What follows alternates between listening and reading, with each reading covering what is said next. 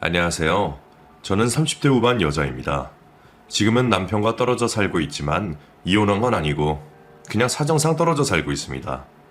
조만간 다시 살림을 합치자 이런 얘기를 하고 있는데 그럴 때 저는 항상 남편에게 하는 말이 그럼 언니랑 어머님은 그거 해결될 때까지 절대 안 돼. 무슨 말인지 알지? 당신도 지금 몇 년째야. 그게 그렇게 어려워? 참 진짜 당신도 한결같다. 하고 말을 하곤 합니다. 사실 제가 이렇게 남편과 떨어져 사는 건 시댁 식구들 때문입니다. 정말 시댁 식구들이 끔찍하리만큼 죽어도 싫습니다. 솔직히 시댁 좋아하는 사람이 누가 있겠어 라는 생각도 해보긴 했는데 제 주변 친구들만 봐도 반나면 시댁욕을 그렇게 하는 걸 보니 며느리는 딸이 될 수 없다는 걸 뼈저리게 느끼고 있습니다. 근데 전 바보처럼 그것도 모르고 딸처럼 하려고 참 노력했습니다. 대체 왜 그랬을까요? 제 지난날이 너무 후회스럽고 제가 너무 한심합니다. 그 집도 딸이 있는데 왜 굳이 제가 딸이 되려고 했는지. 착한 며느리병에 걸려서 예쁨 받고 싶고 잘하고 싶고 저희 부모님한테 하는 것처럼 하고 싶었습니다. 하지만 지금은 나쁜 며느리라고 하던 없는 며느리라고 하던 모든 상관없습니다. 어차피 저도 없는 사람 셈 지고 살고 있고 그들도 그럴 테니까요. 근데 남편이 마음을 잡지 못해 그게 좀 걱정이긴 합니다. 사실 저와 남편 사이는 너무 좋습니다.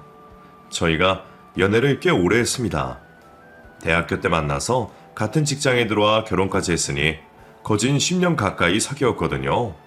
정이라는 게 참 무섭다고 몇 번 헤어짐의 위기도 있었고 저를 화나게 할 때마다 딴 놈이나 만나서 다시 행복하게 살아볼까 하는 생각도 했었지만 이 사람만한 사람이 없다는 생각이 들더라고요. 저와 남편이 처음 만난 건 제가 22살, 그리고 남편이 군대를 다녀오고 복학을 했을 때였습니다. 남편은 꽤 유명한 복학생이었습니다. 군대 가기 전에 학회장이기도 했고 워낙 성격이 활발해서 친구도 많았거든요. 휴가를 나올 때마다 군복을 입고 학교를 찾아와서 야, 오늘 술 먹자. 내가 쏜다. 하면서 과방을 시끌시끌하게 만들던 사람이었습니다. 저희 학과는 남녀 비율이 딱 반반이라 굳이 남자애들이랑 친해질 필요도 없었고 저는 학교 다닐 때 워낙 조용했던 편이라 그런 시끄러운 무리에 끼고 싶지 않은 것도 있었습니다. 그래서 휴가 때 나와 과방을 시끄럽게 하는 그 선배가 너무너무 싫었던 기억만 납니다. 그렇게 시끄럽던 그 선배가 제대를 하고 복학을 했을 때 사람들이 또 선배한테 많이 모이더군요. 특히 여하구들은 그 선배한테 붙어서 선배님, 족보 같은 거 없어요? 다른 과 애들 들어보니까 뭐 그런 거 있던데. 시험 범위 같은 것도 알려주는 종이 있고 선배들이 후배한테 술 자주면서 교수님이 어떤 스타일인지 시험을 어떻게 내는지도 알려준다는데 왜 우리 과는 그런 게 없어요? 우리 좀 쉽게 쉽게 살아요. 저희도 아는 거 있으면 선배한테 바로 알려드릴게요. 하면서 꼼수를 부리더라고요. 사실 그 모습이 좋게 보이진 않았습니다. 아마 그땐 제 열등감일 수도 있다는 생각이 들었습니다. 전 친구도 많지 않고 아는 선배도 없어서 그런 게 있으면 받을 수도 어디에 물어볼 수도 없었거든요. 그런데 하필 제가 또 학업 성적에는 욕심이 많은 편이기도 했고 장학금을 매 학기 받아왔던 터라 시험은 잘 보고 싶은 마음이 있었습니다. 그래서 저는 제 성격에 맞지도 않지만 어쩔 수 없이 그 선배에게 접근해보자 하고 마음을 먹었습니다. 하지만 그 선배 주변에는 늘 학우들이 드글드글했습니다.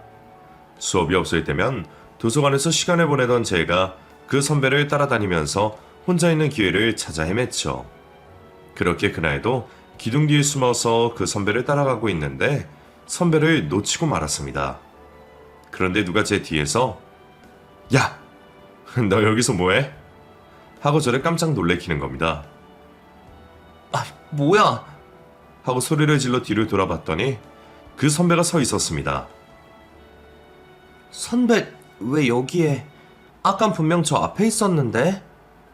그러게 말이다. 너 언제까지 나 쫓아다닐 거야? 이렇게 나 따라다닌 지 좀 된 거 아냐? 하고 묻더군요.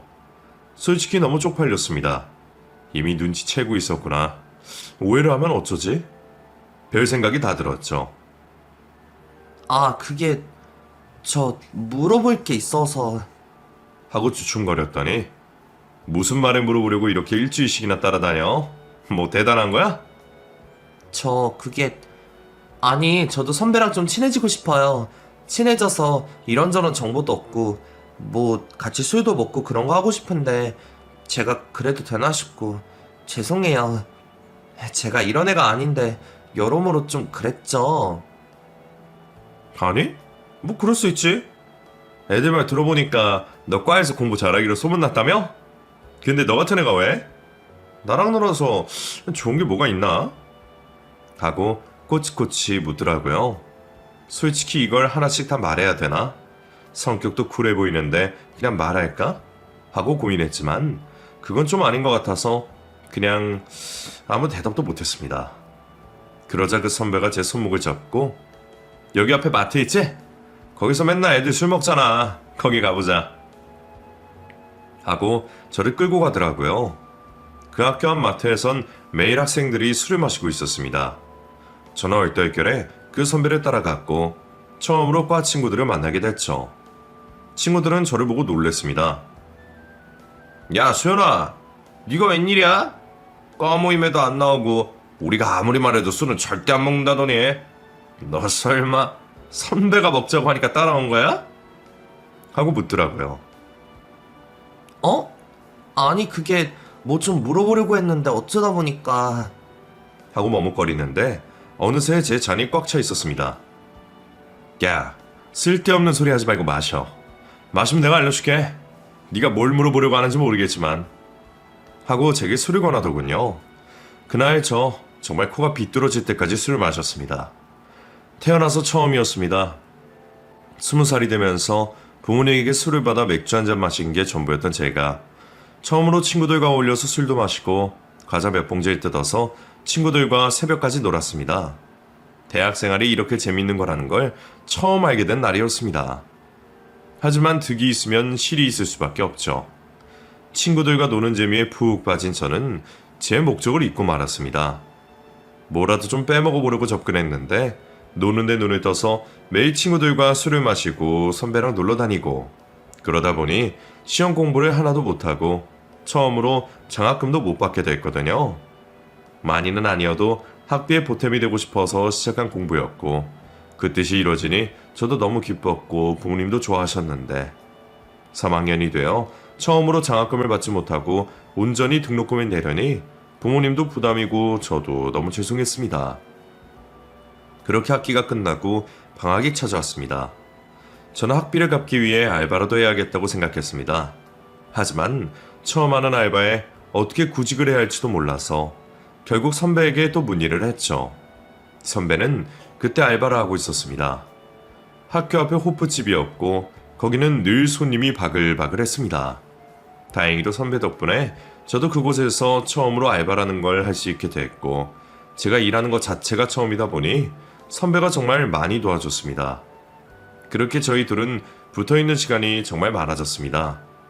학교도 같이 다니고 알바도 같이 하고 잠자는 시간 말고는 거의 붙어있다고 봐도 무방했죠.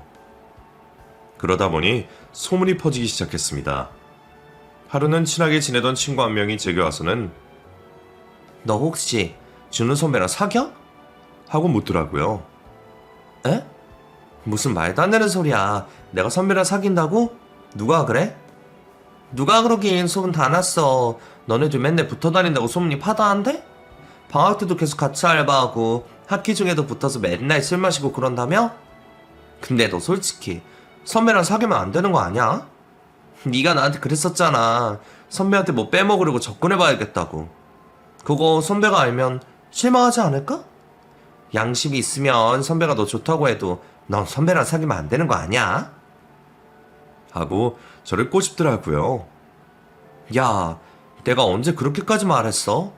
그렇다기보단 선배랑 가까워지면 선배가 아는 게 많으니까 이런저런 정보를 주고받는 게 좋다는 거지. 너 무슨 말을 그렇게 어다르고 아다르게 하냐? 왜? 너 선배 좋아해? 내가 선배랑 사귈까봐 그래? 하고 저도 한마디 했죠.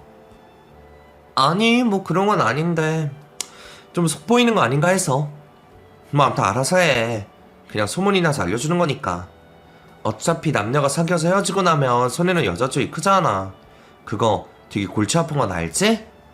또 우리 학교 애들이 소문 얼마나 빨리 내냐. 어쨌네 저쨌네 하면서 지들끼리 시나리오 짜서 소문내면 솔직히 답 없지 뭐. 암튼 나는 너 걱정돼서 하는 말이었는데 사귀는 거 아니면 그런 걱정할 필요도 없겠네. 하고 그냥 쌩하니 가버리더라고요. 그렇게 이틀쯤 지났나? 선배가 저희 집 앞을 찾아왔습니다. 너 소문 들었어? 무슨 소문요? 그냥 뭐 너랑 나랑 사귄다는 그런 소문이 있던데. 아, 그거 들었어요. 근데 저 그런 거 신경 안 써요. 그러니까 선배도 너무 마음에 들면 두지 마세요. 어? 그래? 너 되게 쿨하다. 난 그런 거 신경 쓰이던데. 뭘 그런 걸 신경 써요. 어차피 사실도 아니고. 선배도 그런 거 신경 쓰지 마세요. 난 그런 거 신경 쓰여서 안 돼. 너랑 성격이 다르거든. 그래서 난 어차피 그런 소문한 거 그냥 너랑 나랑 사귀면 어떨까 했지. 네? 저랑 사귀자고요? 아니 뭘 좋아야 사귀죠. 좋아하지도 않는데 어떻게 사귀어요? 나 별로야? 난 너 좋은데. 너 좋아한 지 오래됐어. 근데 네가 너무 눈치가 없는 것 같아서 내가 그냥 직접적으로 말하는 거야. 어차피 이렇게 된 거 그냥 사귀자. 어때? 하고 제게 사귀자는 겁니다. 전 너무 놀라서 아무 말도 못하다가 정신을 차리고 다시 물었습니다. 저랑 사귀자고요? 왜요? 아니, 절 언제부터 좋아했는데요? 말이라도 하지. 난 진짜 몰랐는데. 알았으면 하고 머뭇거렸습니다. 알았으면 뭐 어떻게 했을 건데? 사귀었을 거야? 그럼 지금 알았으니까 사귀면 되겠네. 하고 못을 박더라고요. 그렇게 엉겁결에 저희 두 사람은 연인이 됐습니다. 저는 태어나서 처음으로 사귄 남자친구가 됐고 그 사람은 제가 두 번째 여자친구라고 했습니다. 그렇게 저희 두 사람은 소문대로 연애를 시작했습니다. 어찌 보면 어부지리로 시작한 연애일 수 있지만 그래도 나름 좋았습니다. 물론 알바를 하면서 연애도 하고 공부까지 한다는 건 쉽지 않았습니다. 하지만 저희 두 사람은 최선을 다했습니다. 저도 선배도 졸업반이 되면서 같은 회사에 꼭 취직을 하고 싶었고 목표를 같이 잡다 보니 열심히 할 수밖에 없게 되더라고요. 그렇게 4학년 2학기 졸업하기 전 저희 두 사람은 같은 회사에 취직을 하게 됐습니다. 이것도 운명이라 생각했습니다. 같은 회사, 같은 팀에 지원을 했고 면접 날도 같았는데 저희 둘 다 붙게 되니 이것보다 더 기쁜 건 없더라고요. 그렇게 저희 둘 다 한 회사에 취직을 했을 때가 이미 연애 3년 차였습니다. 제가 남자친구가 있다는 걸 눈치챈 부모님은 남자친구를 계속 보고 싶어 하셨습니다. 특히 엄마는 제게 너 아직도 그 남자 만나? 그 선배라는 그 사람? 왜? 아니, 생각보다 오래 만나는 것 같아서 둘 다 취직까지 했으니 한 번쯤 엄마도 만나보면 어떨까 해서. 언제 소개시켜줄 생각이야? 소개? 에이, 무슨 소개야. 결혼할 것도 아닌데. 그건 아직 아니야. 우리 둘 다 어리고 결혼 생각은 없어. 벌어놓은 돈도 없어서 뭐 결혼 얘기는 나오지도 않고. 혹시 모르잖아. 내가 회사에서 좋은 사람 만나서 지금 남자친구랑 헤어지고 더 좋은 사람 만나서 결혼할지? 에이, 그런 생각하지 말고 그래도 진득하니 잘 만나봐. 너랑 같은 회사면 그래도 나쁘지 않고 나이도 많은 편도 아니라면서. 사람 진득하니까 너도 오래 만났겠지. 하고 말해 주더군요. 그 말을 들으니 만나는 기간 동안 남자친구와 싸운 적도 없고 잘 지낸 것 같다는 생각이 들더군요. 하지만 부모님께 소개하기는 조금 이르다는 생각이 들었고 결혼 얘기가 나오는 게 아니다 보니 조심스럽기도 했습니다. 그런데 웬걸 남자친구가 먼저 제게 말을 하더라고요. 우리 이제 만난 지 3년이 넘었는데 그래도 부모님께 인사는 한번 드려야 되지 않을까? 결혼 생각을 아예 안 할 수는 없는 것 같고 솔직히 나는 결혼을 한다면 너랑 하고 싶거든. 근데 네가 부담스러울까봐 말은 못했는데 너는 어때? 하고 묻더라고요. 그게 저 실은 엄마가 안 그래도 얼마 전 말하더라고. 남자친구 오래 만난 것 같은데 인사 한번 오면 어떻게 했냐고. 그럼 우리 오빠, 우리 부모님께 인사 먼저 드릴까? 우리 부모님 그렇게 어려운 분들도 아니고 그냥 가벼운 마음으로 식사 정도 하는 거니까 너무 부담 갖지 않아도 될 것 같은데. 하고 조심스럽게 말했습니다. 남자친구는 그렇게 저희 집으로 인사를 갔고 저희 부모님은 너무 좋아하셨습니다. 남자친구 손을 잡으며 실은 우리 딸이 언제 결혼하나 했어. 근데 애가 만나는 남자가 있으면서도 계속 결혼을 미루는 것 같은 거지. 그러니까 자네가 좀 끌고 가죠. 우리 딸이 싫었으면 지금까지 만나지도 않았어. 좋으니까 이렇게 오래 만났지, 안 그래? 하면서 자꾸 결혼 쪽으로 분위기를 몰고 가더라고요. 그렇게 남자친구는 저희 집에 와서 술도 마시고 밥도 먹고 100점 만점짜리 사이로 인정받고 결혼을 추진하겠다고 했습니다. 그렇게 2주 뒤 남자친구 집에 인사를 가야 하는데 솔직히 너무 긴장되고 떨렸습니다. 남자친구도 그랬겠지만 뭐랄까 어떻게 해야 할지 모르겠더라고요. 저녁 약속이 있어 식당에서 만나기로 했고 남자친구의 부모님 그리고 누나와 함께 식사를 하기로 했습니다. 남자친구 누나는 1년 전 결혼을 했다고 했고 식사 자리에는 혼자 나오겠다는 말을 전해 들었죠. 그런데 문을 열고 들어가자마자 저희 집과는 너무 다른 분위기였습니다. 제가 먼저 인사를 하고 들어갔는데 시어머니 되실 분이 저를 아래 위로 훑어보시더라고요. 반가워요. 앉아요? 하고 저를 남처럼 대하셨습니다. 뭐 남은 맞지만 그래도 너무 딱딱해서 더 긴장이 되더라고요. 그래도 분위기를 풀어준 건 남자친구의 누나였습니다. 엄마, 아빠, 너무 긴장한 거 아니야? 나 결혼할 때 한 번 했었잖아. 왜 이렇게 딱딱해? 하면서 묻더라고요. 그제야 예비 시어머니는 그러게 말이다. 근데 기분이 이상하네? 또 딸 보낼 때랑 아들 보낼 때랑 다른가 봐? 하고 말씀하시는 겁니다. 솔직히 저도 예민한 부분이 있었지만 그 말을 듣자마자 이런 게 10월도인가? 하는 생각이 들었습니다. 딸 보낼 때는 괜찮았는데 아들 보내긴 싫다? 이런 말에 돌려서 하는 건가?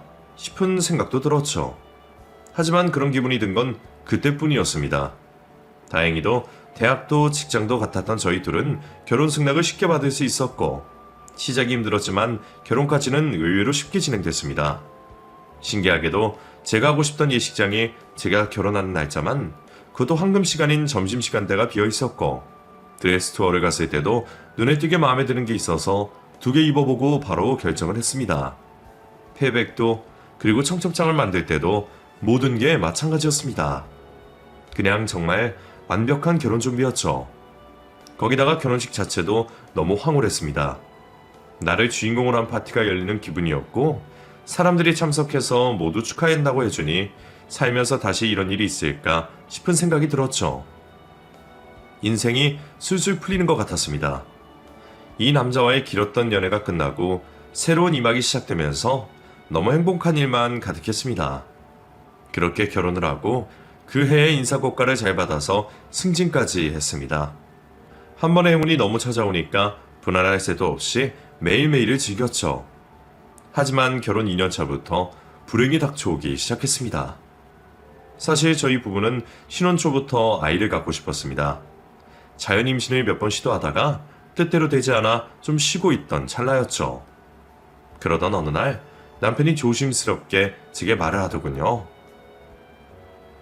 그게 사실 뭐 이런 거 따지는 거 좀 웃기긴 한데 누나가 우리보다 먼저 결혼했는데 아직 아이가 없잖아. 그게 대충 얘기를 들어보니까 사정이 좀 있는 것 같더라고. 임신이 잘 안 되나 봐. 그래서 시험관까지 해봤는데 그것도 쉽지가 않잖아. 그래서 말인데 우리는 아직 아이가 급한 건 아니니까 누나는 임신할 때까지 조금만 기다려주는 건 어때? 누나가 티는 안 내도 마음이 조급할 거고 우리가 먼저 아이를 갖게 되면 조금 신경이 쓰이지 않을까 싶어. 무슨 소리야. 요즘 같은 시대에 임신을 누가 먼저 하느냐가 그렇게 중요해? 그리고 막말로 우리라고 뭐 임신이 쉬워? 당신도 그때 병원 갔을 때 의사 선생님이 뭐라고 했어. 기형정자가 많다고. 그리고 나도 난자수가 많지 않다고. 우리도 시험관 해보는 게 좋지 않겠냐고 권유하셨잖아. 자연 임신의 확률이 낮으니까 빠른 시일 내에 시술에 들어가자고 했잖아. 지금 우리가 누구 사정 봐줄 때야? 우리 아이가 생기길 간절히 바래도 될까 말까인데 누가 누굴 기다려. 이게 말이 돼? 지나가는 사람들한테 물어봐라. 빨리 가져서 낳고 그 좋은 기운을 주면 되잖아. 우리가 왜 기다려야 되는데? 하고 따졌습니다. 남편은 그제야 자기가 실수했다는 거 알았는지 아니, 난 좀 마음이 불편해서 그렇지. 누나가 담임 때문에 고생하는 걸 내가 오랫동안 봤잖아. 누나가 결혼은 우리보다 조금 일찍 했지만 매형이랑 같이 산 건 3년이 넘어. 근데도 아이가 안 생기는 거 보면 뭔가 이유가 있지 않나 싶어서. 누나도 시험관 했지만 그게 한다고 무조건 되는 것도 아니라고 하고. 솔직히 너는 누나보다 젊고 아직 기회가 많잖아. 물론 내가 기다리자고 하는 말은 좀 실수야. 미안해. 근데 그냥 좀 천천히 갖자는 거지. 우리 아직 일한 지 얼마 되지도 않았고 막말로 지금 당장 아이 낳지 않아도 아쉬울 건 없잖아. 신혼을 좀 즐겨도 되는 거 아니야? 하고 제게 따지더군요. 너무 서운했습니다. 제 마음은 알지도 못하면서 저렇게 자기 누나만 감싸고 도는 게 진짜 남의 편인가 싶은 생각이 들었고, 팔은 안으로 굽는다고 임신이 안 돼서 속상해하는 저보다 자기 누나만 걱정하는 남편이 밉기도 했습니다. 그렇게 저는 남편을 설득해서 시험관 시술을 시작했습니다. 그런데 남편이 사실을 저도 모르게 시댁에 말했더라고요. 하루는 회사에 있는데 시어머니에게 전화 한 통이 걸려왔습니다. 나다. 잠깐 통화 좀 할 수 있니? 아니, 지금 잠깐 회사 밖으로 나와라. 하고 일방적으로 제게 말씀하시더라고요. 네, 어머니 말씀하세요. 너 말이야. 혹시 시험관 시술인가 그거 시작했니? 네, 이번에 한번 해보려고요. 아이가 잘 안 생겨서. 하고 말끝을 흐렸더니 그건 좀 아니지 않아? 너네 이제 결혼한 지 2년밖에 안 됐어. 근데 무슨 시험관 시술이야? 자연임신 시도는 해봤어? 내가 그때 너네한테 물어봤을 때 뭐라고 했어? 너네 1년 전만 해도 피임했냐고 물었더니 피임하고 있다고 했잖아. 근데 왜 갑자기 시술이야? 그게 어머니, 이런 말 좀 조심스럽지만 얼마 전에 병원에 갔는데요. 오빠 몸속에 기형정자가 많대요. 그래서 자연임신이 어렵다는 의사선생님이 소견이 있었고 시술하는 게... 하고 말하고 있는데 제 말을 끊어버리더라고요. 그러니까 이 말은 지금 우리 아들 정자에 문제가 있다? 그래서 자연임신이 안 된다? 아니 얘 웃긴다. 정자가 없는 것도 아니고 기형정자가 있긴 하지만 그렇다고 해서 정상정자가 없는 건 아니잖아? 근데 왜 해보지도 않고 무작정 시험관 시술을 하니? 시험관이 좋은 줄 알아? 그거 하면 너만 고생이야. 남자들은 아무것도 하는 거 없어. 말로는 도와주겠다, 괜찮냐, 못하는 말이 없지만 결국 고생하는 건 여자라고. 근데 왜 그걸 하려고 하는 거야? 그쵸, 고생인 거 아는데 그래도 저는 아이가 빨리 갖고 싶어요. 그리고 이거 한다고 해서 한 번에 된다는 보장도 없어요. 몇 번 해도 안 되는 사람도 있고, 한 살이라도 젊을 때 하는 게 좋대요. 나이가 들면 자궁도 같이 늙고 점점 더 확률이 떨어진다고 하더라고요. 그래서 저는 한 살이라도 빨리 해보려고 하는데 어머님이 왜 그러세요? 난 네가 이해가 안 된다. 그렇게까지 애를 빨리 가지려는 이유가 뭔데? 요즘 젊은 애들은 애를 늦게 갖고 싶어서 난리인데 너 왜 이렇게 급해? 혹시 빨리 애기 낳고 일 쉬고 싶어서 그런 거야? 그런 꿍꿍이가 있는 거야? 아니요. 그게 무슨 말씀이세요? 저도 제 가정을 얼른 꾸리고 싶어서 그렇죠. 근데 전 이런 말씀하시는 어머님이 더 서운하네요. 솔직히 저 지금 어떤 생각이 드는지 아세요? 제가 형님보다 애기 먼저 낳을까봐 어머님이 전전긍긍 하시는 것 같아서 진짜 불편해요. 저도 형님 시험관 시도하고 계신 거 알아요. 임신 준비 오래 하신 것도 알고요. 근데 어머니, 이게 한다고 바로 되는 게 아니에요. 오빠 정자도 약하고 저도 난자가 많은 편은 아니라서 얘기 들어보니까 난자 채취도 여러 번 해야 된대요. 이번에 병원 가니까 선생님이 쉽지 않을 것 같다고 하더라고요. 그래서 전 마음이 급한데 어머님도 남편도 왜 자꾸 저한테 임신을 미루라고 하시는지 모르겠어요. 제가 피 한 방울 안 섞인 남이라 그러시는 거예요? 그래도 어머님 딸이고 자기 누나라고 팔이 안으로 굽는 거예요? 저도 저 닮은 아이 낳고 싶어요. 임신도 경험해보고 싶고 아이를 낳으면 누구보다도 잘 키울 자신 있어요. 그러니까 저희 부부 사이에 일어나는 임신에 관련된 일은 어머님이 이래라 저래라 하지 않으셨으면 좋겠어요. 제가 어머님 말씀 안 듣고 객기 부리는 것 같아서 너무 죄송한데 저 임신만큼은 진짜 양보 못해요. 저도 정말 힘들다고요. 하고 전화를 끊어버렸습니다. 그 전화를 받고 얼마나 울었는지 모릅니다. 제 편은 없다는 생각이 들었습니다. 친정 생각이 간절히 났고 엄마가 보고 싶어지더라고요. 그렇게 저는 한동안 남편과 말을 하지 않았습니다. 남편도 시험관 초기 때 정자검사나 채취를 할 때 저와 같이 가주긴 했지만 그 후로는 병원에 같이 가주지도 않더군요. 하지만 저는 포기할 수 없었습니다. 그렇게 1년, 총 3번의 채취를 하고 3번의 이식을 했습니다. 시험관 3차까지 진행했지만 아이는 생기지 않았습니다. 그 사이 신우도 몇 번의 시험관 시도를 했다고 들었지만 임신 소식이 들리지 않는 걸 보니 아직 아이가 생기지 않은 것 같았습니다. 그리고 또 1년이 흘러 저는 총 6차 시험관을 진행했습니다. 그리고 7차 만에 처음으로 임신 테스트기 2주를 확인했습니다. 그날 정말 화장실에서 혼자 얼마나 울었는지 모릅니다. 그렇게 저는 남편에게 임신 사실을 밝혔습니다. 시험관 7차 만에 얻은 소중한 아이였기에 남편도 너무너무 기뻐해줬습니다. 그런데 2배로 더 기쁜 소식이 찾아왔습니다. 임신을 확인하고 산부인과에 갔더니 상상도 못할 일이 벌어졌더라고요. 어머, 쌍둥이네요. 이번 이식이 정말 잘 된 것 같아요. 사모님 잘 품고 우리 아이 건강하게 만나요. 하고 쌍둥이 소식을 알려주는 겁니다. 믿기지 않았습니다. 간절히 원하면 이루어진다더니 한 번에 2가지의 보물을 제게 건네주다니 신이 있다면 당장이라도 엎드려 절이라도 하고 싶었죠. 저는 바로 친정에 전화를 걸었습니다. 엄마, 나 임신했어. 방금 병원에서 확인하고 나왔어. 어머 세상에. 우리 딸 너무 고생했어. 정말 너무 고생했다. 마음고생을 얼마나 많이 했어.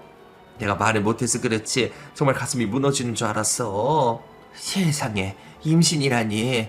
아이고, 감사합니다. 삼신할머니 정말 감사합니다. 하고 엄마가 울먹거리더라고요. 엄마, 근데 더 기쁜 건 뭔 줄 알아? 쌍둥이래. 방금 확인했어. 선생님께서 아이가 2명이 보인대. 쌍둥이래. 하고 길바닥에서 소리를 질렀습니다. 아이고 이게 무슨 일이야. 아이고, 쌍둥이라니. 여보 이리 와봐. 우리 딸이 쌍둥이를 임신했대. 아이고 이게 무슨 일이야. 하면서 엄마가 펑펑 울더라고요. 2년간의 서름이 한 번에 씻겨져 내려가는 느낌이었습니다.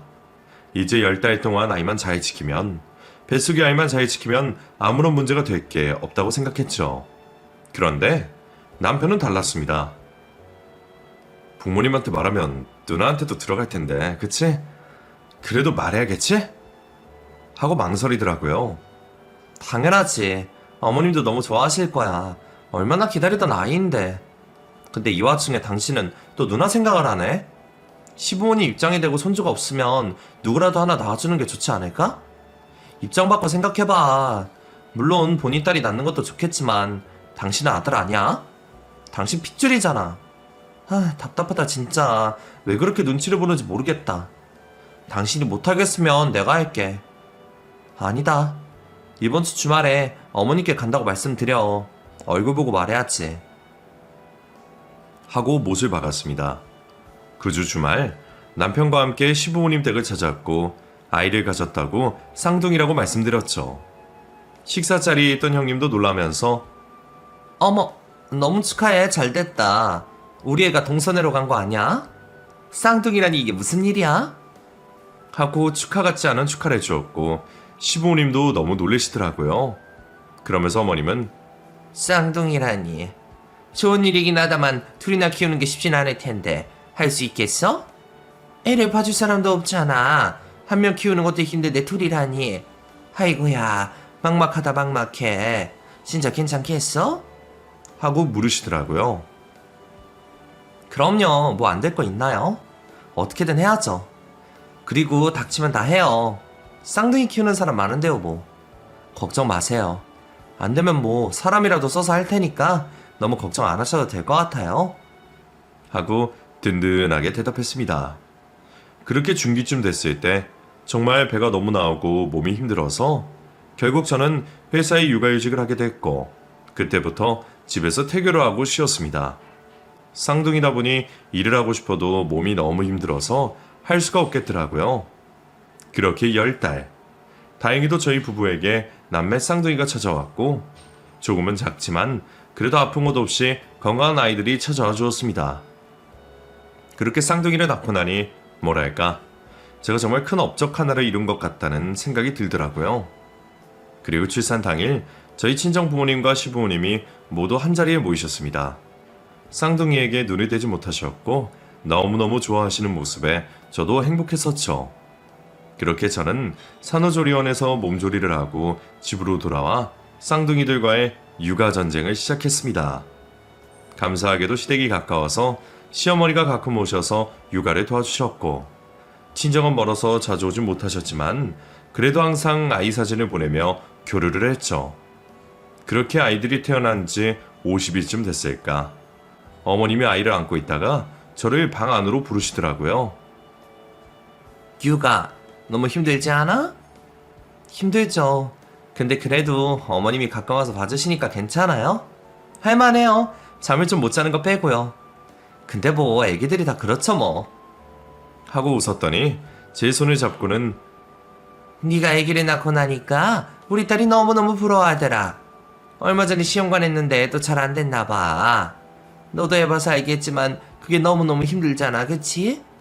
너는 해봐서 알지? 너도 힘들게 가졌잖아. 근데 우리 딸은 어떻게 했어? 너보다 훨씬 더 많이 했는데. 하고 눈물을 훔치시더라고요. 알죠. 너무 힘들어요. 그래도 옆에서 많이 힘주시고 위로해주시는 것보다 모른 척 기다리는 게 더 낫더라고요. 저도 마음이 너무 초조하고 힘들었는데 의사쌤이 하신 말씀이 포기하지 않으면 애기는 온대요. 그러니까 형님도 시간이 좀 걸리더라도 절대 포기하지 마시고 하면서 저도 어머님 손을 잡아드렸습니다. 그런데 어머님이 제 말을 끊더니 그래서 말인데 내가 요즘 이 집에서 애기를 보면서 든 생각이 그래도 핏줄이지 않아? 아무리 죽어라 해도 애가 안 생기는 건 어쩔 수 없는 거라 생각하거든. 네가 좀 은혜를 베풀어주면 안 될까? 하고 말씀하시더라고요.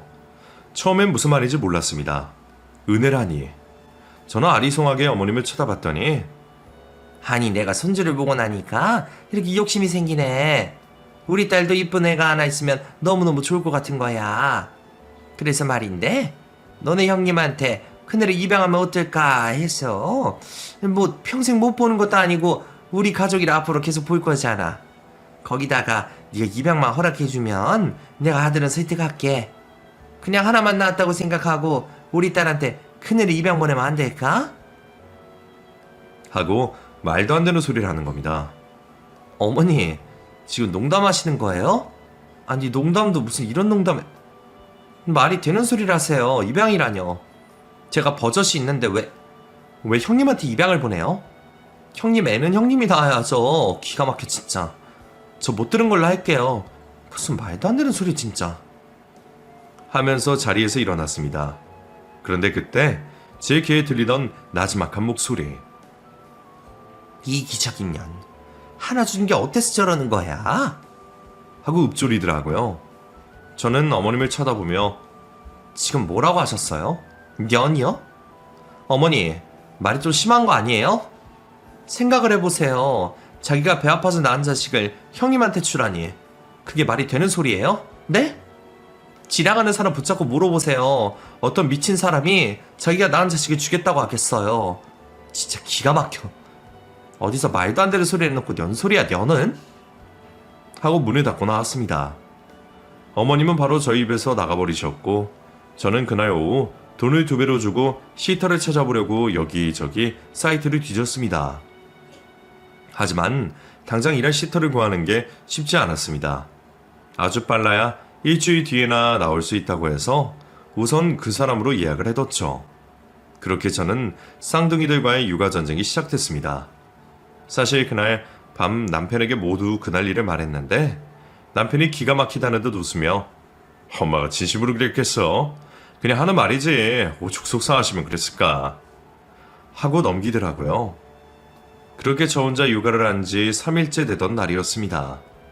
정말 밤에 잠 한숨 못 자고 계속 뒤척이다가 첫째를 안고 소파에서 잠깐 잠이 들었습니다. 그런데 첫째가 으앙하는 소리에 잠이 깼고 현관문이 닫히는 소리가 들렸습니다. 당신이야? 갑자기 왜 왔어? 하고 물었지만 대답이 없었습니다. 그렇게 전 큰애를 안고 방으로 들어갔는데 세상에 침대가 텅 비어있는 겁니다. 깜짝 놀라 바로 현관문을 열었지만 어디에도 사람이 없고 아이도 없었습니다. 저는 눈물이 터져서 시어머니에게 전화를 걸었습니다. 어머님은 전화를 받지 않으시더군요. 그리고 나서 형님에게 전화를 걸었죠. 형님, 저예요. 혹시 저희 애 데리고 계세요? 무슨 소리야? 내가 왜 동서애를 데리고 있어? 어머님이 저희 애를 훔쳐가셨어요. 얼마 전 형님에게 저희 애를 입양해주면 어떻겠냐고 말씀하셨는데 어머님이 데려가신 것 같아요. 방금 전에 데려가신 것 같아요. 무슨 소리야? 미쳤어? 어떻게 그런 말을 할 수가 있어? 나중에 그 말 후회 안 할 자신 있어? 후회요? 웃기지 마세요. 저한테 형님의 애 못 낳는 거 불쌍하다고 제 애가 둘이니까 입양해주자는 말도 안 되는 개소리를 했다고요. 근데 그 말하고 나서 지금 애가 없어졌어요. 그럼 누구겠어요? 애가 혼자 걸어가는 것도 아니고 태어난 지 100일도 안 된 애가 그럼 어딜 가겠냐고요? 하면서 소리를 질렀죠. 형님은 제 전화를 그냥 끊어버렸고 저는 남편에게 전화를 걸어서 지금 일어난 일을 전부 얘기했습니다. 남편 역시 제 말을 믿지 않더니 시어머니에게 전화를 걸어보고는 자기가 찾아보겠다고 회사를 나오겠다고 하더군요. 저는 도저히 집에서 기다릴 수가 없었습니다. 바로 아이를 안고 경찰서로 달려갔고 아이 실종 신고를 했죠. 경찰은 바로 저희 아파트와 주차장 CCTV를 확보하겠다며 조금만 기다려달라 했습니다. 그리고 그날 밤 경찰서에서 연락이 왔고 시어머니가 아이를 안고 가는 모습이 찍혀 있었습니다. 거기다 더 기가 막혔던 건 주차장에서 아이를 받은 사람은 다름 아닌 형님이었습니다. 다 알면서 이 싹 닫고 모른 척했던 거였죠. 두 사람의 연기에 저는 이르이 답을 수 없었고 남편도 고개를 들지 못하더라고요. 그렇게 아이가 사라지고 이틀의 시간이 흘렀습니다. 저는 이틀 동안 한숨도 못 잤습니다. 품에 안고 있는 첫째도 돌봐야 해서 자는 것도 힘들었지만 혹시나 아이를 못 찾을까 두려움이 너무 앞섰고 이대로 아이를 뺏길까봐 무서웠죠. 하지만 다행히도 시어머니와 형님은 멀리 가지 못했습니다. 시댁에서 2시간 정도 떨어져 있는 지방의 별장에서 아이를 돌보고 있었고 남편이 아이를 안고 이틀 만에 다시 집으로 돌아왔죠. 더 웃긴 건 남편이 아이를 안고 집에 오는데 문 앞에서 아이 좀 한 번만 안아보자. 한 번만 안아보자. 하면서 울부짖는 형님의 목소리가 들렸습니다. 저는 현관문을 닫으며 경찰 부르기 전에 당장 꺼져. 이 도둑년아. 하고 소리를 질렀고 이틀 만에 제 품에 안긴 아이를 안고 펑펑 울었습니다. 정말 그 이틀이 인연 같았고 너무 무서웠습니다. 지금도 그때를 생각하면 너무너무 치가 떨리고 무서워서 전 그날 이후로 시댁의 아이들을 보여주지 않고 있습니다. 남편이 너무 좋아서 이혼은 하지 못하고 아이들 돌잔치 이후로 자꾸 시어머니가 맘대로 집에 찾아와서 저는 친정에서 아이를 키웠고 남편과는 자연스레 별거를 하게 됐죠. 물론 아이들은 주기적으로 남편을 만나고 있지만 그래도 아이들에게 미안한 건 있습니다. 거기다가 남편과 아이들을 따로 만날 때 절대 시어머니와 형님에게 보여주지 않겠다는 각서를 받았으니 그나마 좀 마음이 놓이더군요. 형님은 여전히 아이를 낳지 않고 부부 둘이 살고 있습니다. 저도 힘들게 아이를 가진 사람으로서 처음엔 안쓰럽고 안타까웠는데 그 사건 이후로는 그런 마음이 쑥 들어가더군요. 만나고 싶지도 않고 안부도 알고 싶지 않은 사람들이 가까이 엮여 있다는 게 너무 역겹지만 그래도 아이들을 위해 이혼은 못하겠고 남편도 좋은 사람이니 지금까지 왕래하며 살고는 있네요. 사실 앞으로 어떻게 해야 할지 모르겠습니다. 물론 그 결정은 제가 하는 것이 아니지만 제가 현명한 결정을 할 수 있게 많은 분들이 응원해 주셨으면 좋겠습니다. 긴 사연 들어주셔서 감사합니다.